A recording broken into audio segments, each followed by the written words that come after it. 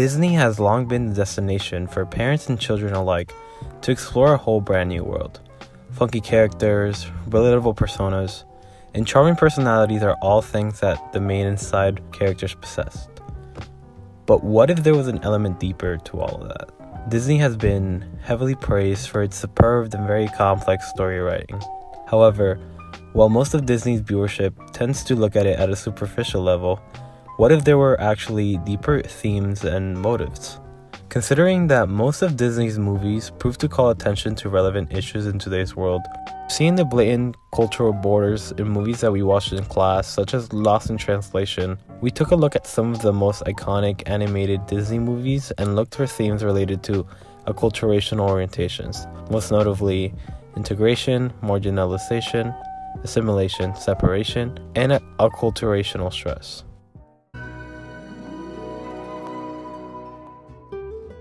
Sometimes I think I'm cursed because of something that happened before I was even born. In Coco, our main character is Miguel. Without spoiling much of anything, in the movie, Miguel's biggest dream is to become a musician just like his grandfather. After stealing a guitar from a famous dead musician, Miguel becomes one with the dead, becoming invisible to anyone with a heartbeat. We start to see the theme of integration once Miguel gets introduced to culture of the dead, something vastly different than what he is used to. However, we see Miguel persevere while still maintaining his own traditions, showcasing this theme of integration. Miguel ends up being able to go back to the world of the living, bringing all that he's learned with him, and now, with the help of his family, maintaining a close connection with the dead and their own way of living. This constant interaction between two different worlds is exactly what integration stands for, as not only was Miguel able to become an integral part of a new society, but keeping his own and vice versa.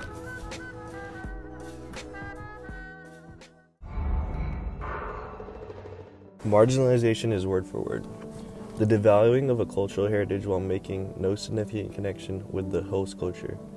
This was a lot harder to find, especially in a children's movie. However, we took a closer look at the movie Zootopia, a movie in which our main character, a rabbit, has dreams of becoming a renowned police officer, but after qualifying for the force, we learned her species is considered to be too timid and too dumb to protect Zootopian citizens. Our first bunny, Officer Hops. Parking duty. Dismissed. We see our main character marginalizing. At one point, she herself devalued her own cultural heritage, this time because of outside factors. Tell me if this story sounds familiar. Naive little hick with good grades and big ideas decides, hey, look at me, I'm gonna move to Zootopia, where predators and prey live in harmony and sing Kumbaya. Only to find, whoopsie, we don't all get along.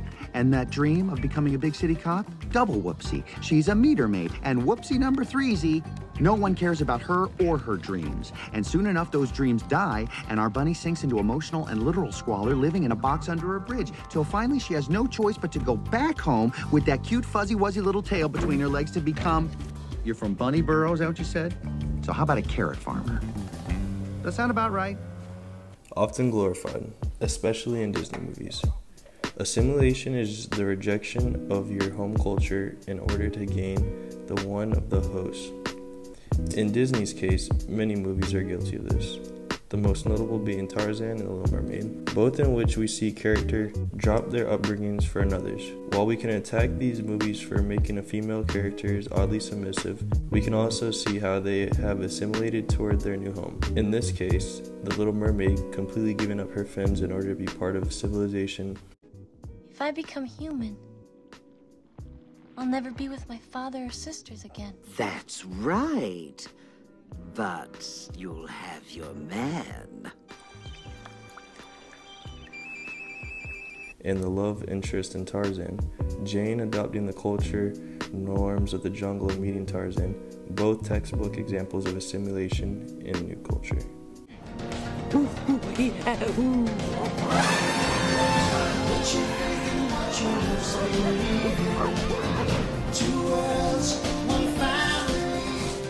With the exception of culture shock, separation is often the most feared in terms of acculturational orientations. After all, what if you don't like where you end up? Whether this means going to a new school, a new country, or even living with your family members down in Hialeah, Separation talks about completely rejecting the host culture and being defensive about your own. Our selected example here is Pocahontas 2. While granted, the whole movie is about Pocahontas trying to fit in with the English society, despite her being a Native American. There's a part in the movie where she sees the English torture an animal.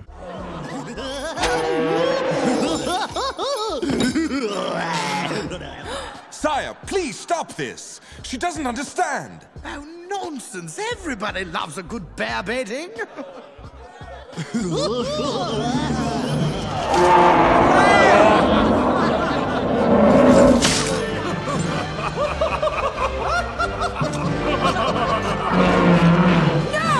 This is where she completely drops the English culture and she takes back hers as she criticizes the king on the way that he's treating the animal. Showing how quickly she was to reject the ideals of his host culture, she fought back for what she was taught to be right. Stop this! This is torture. This is an animal, nothing more. A helpless animal. Sit down at once, and we will overlook the savage behavior. Your behavior is savage. You and your people are the barbarians. What? Sire, don't let the savage get away with this. Seize her! Culture shock in WALL-E. Acculturational stress is a feeling experienced many times when immersing oneself in brand new surroundings, with WALL-E completely demonstrating this even down to the U-curved model of cultural adaptation. In the movie, we see WALL-E experience the honeymoon stage when traveling on the ship.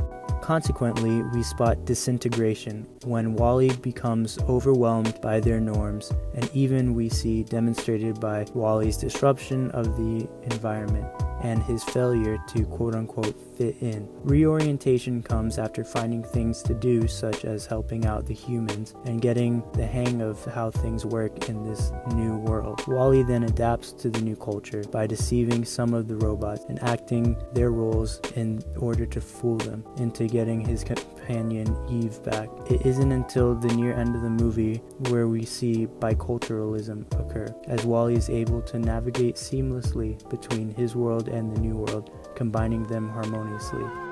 This is called farming. You kids are gonna grow all kinds of plants. Vegetable plants, pizza plants. It's good to be home.